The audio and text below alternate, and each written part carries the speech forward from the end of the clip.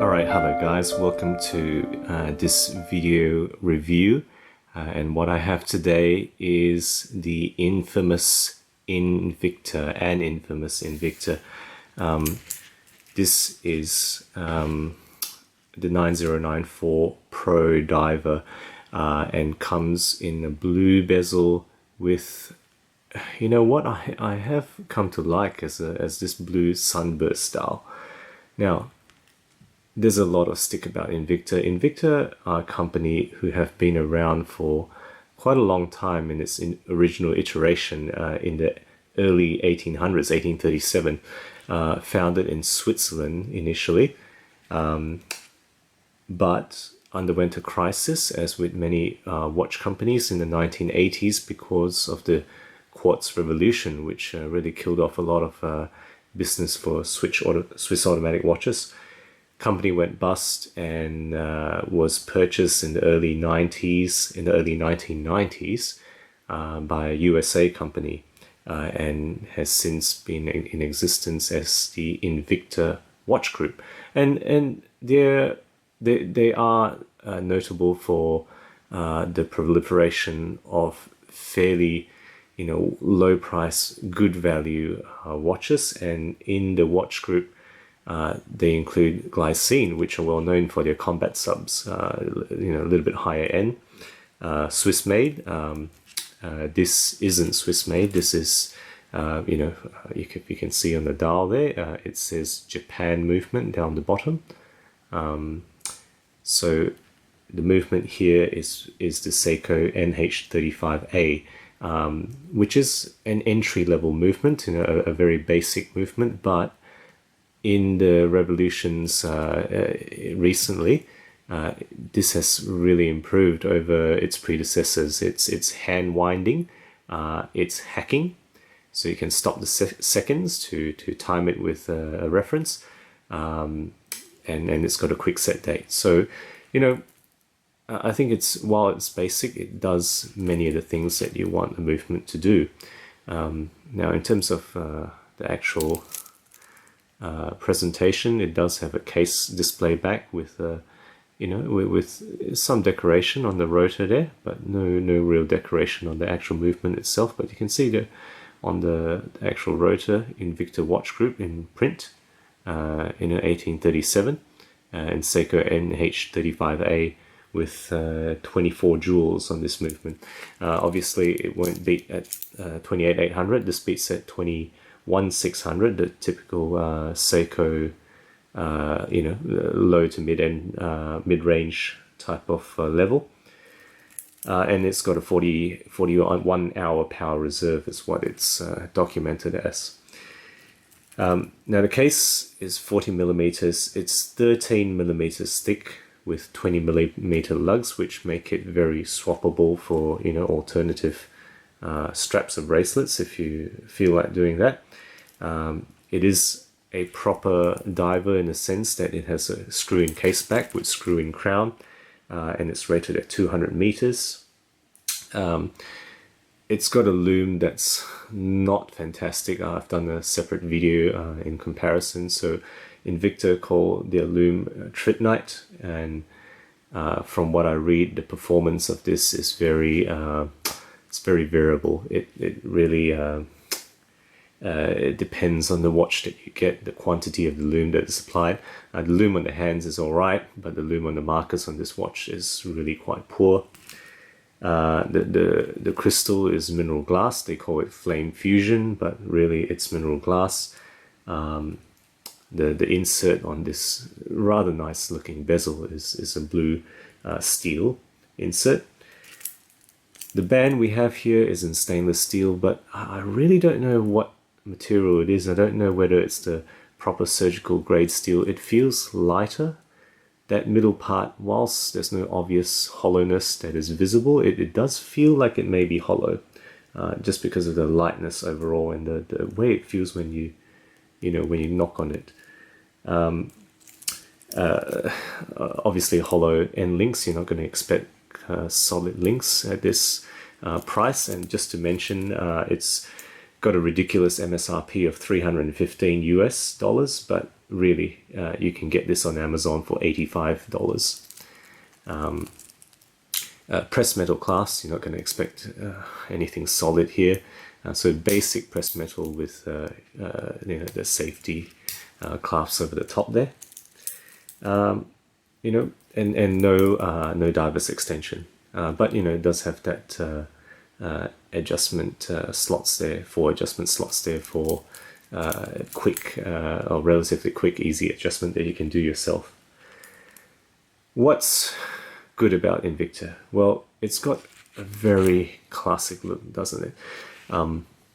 There's no secret as to what it is homaging. This is a Rolex Submariner. There's no question of how much of the DNA it's taken. I mean, look at those. Look at the shape of those lugs.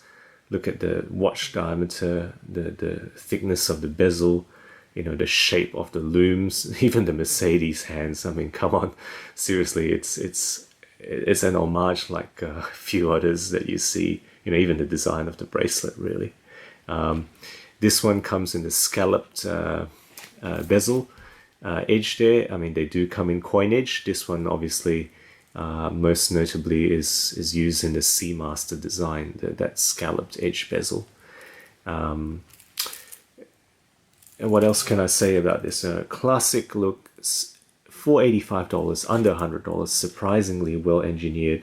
The case, whilst it feels lighter than a higher end watch, it feels solid. And the links at least have a solid appearance, even if they may not be totally solid. You can use it as an absolute beater. I've opened this watch up and regulated it myself. You can do that very easily with kind of freeware programs on the internet to time it, and you can see that there are adjustment levers on the escapement, above the escapement, that you can kind of open up and adjust yourself the timing. And I've got this to about plus 1 second a day on average so far. It may not stay like that. I don't expect it to stay like that, but that's very satisfactory to me.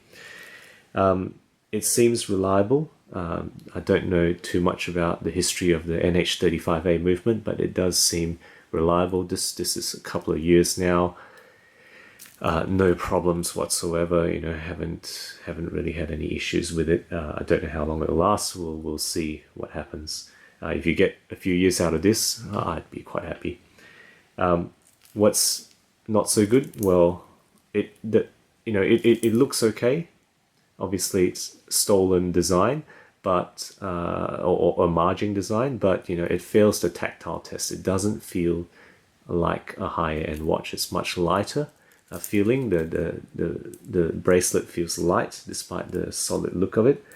The loom is terrible. I think I've had watches around this price range, and this is worse than all of those others. I don't know what's the deal with the loom.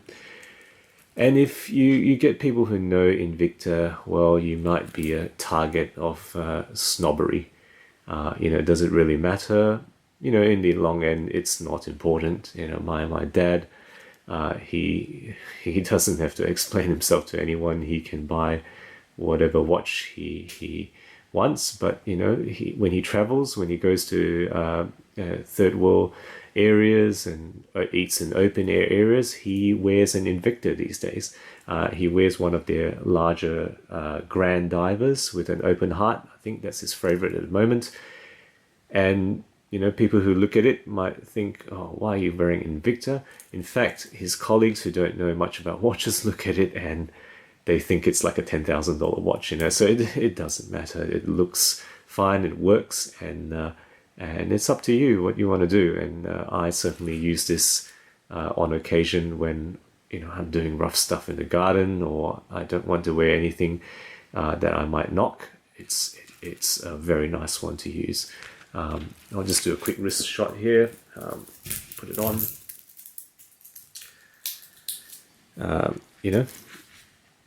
Comfortable, classic look, and I really like this blue. Now, in terms of other little things to mention, I've got here a different model. on the NATO strap. And for those of you who don't know NATO straps, you can take this out and change it out very easily. And I'm just going to take this out now. And if you look at the inside of the lugs there, this one, you can see it's not finished fantastically. Now, nobody's really exposed that surface. This side, unevenness you can see there. I mean, it is polished, but really it's not finished in detail. Whereas on higher end watches, even the surfaces you can't see will be finished well. Just a quick thing about NATO straps, you saw it on the red to match that dial there. If you want to go into NATO straps usage, I'll just quickly change this into another one. So I've got here an American style Daniel Wellington color. I'll just put it in and into there, and you can very quickly change the character and feel the watch very nicely.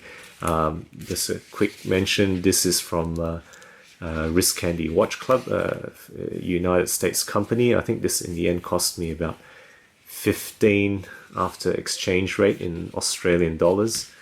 This one I've come to quite like. The quality is great, and this is from an Australian distributor, and it's the Sydney watch straps. I think I'll put a link down below. But fantastically, this cost me, I think, about $7 on special.